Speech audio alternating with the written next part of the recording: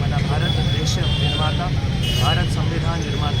ఆ సంవిధాన్ కూడా చాలా వినూత్నంగా ఆలోచనతో తయారు చేసిన సంవిధానం.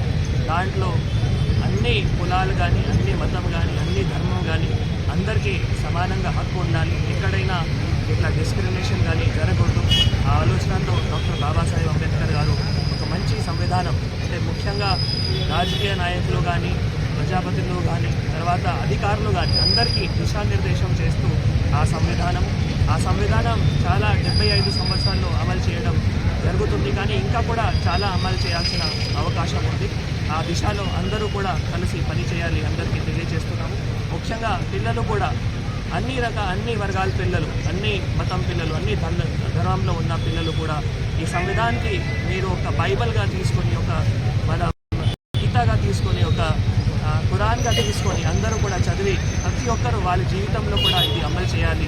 పిల్లల్ని కూడా నేను తెలియజేసుకోవాలి. కుటుంబ సమయానికి కూడా ఆదిలాబాద్ జిల్లా ప్రజలందరికీ కూడా తెలియజేస్తూ మళ్ళీ ఒక్కసారి భారతరత్న డాక్టర్ బాబాసాహెబ్ అంబేద్కర్ గారికి శ్రద్ధాంజలి కూడా అర్పించారు.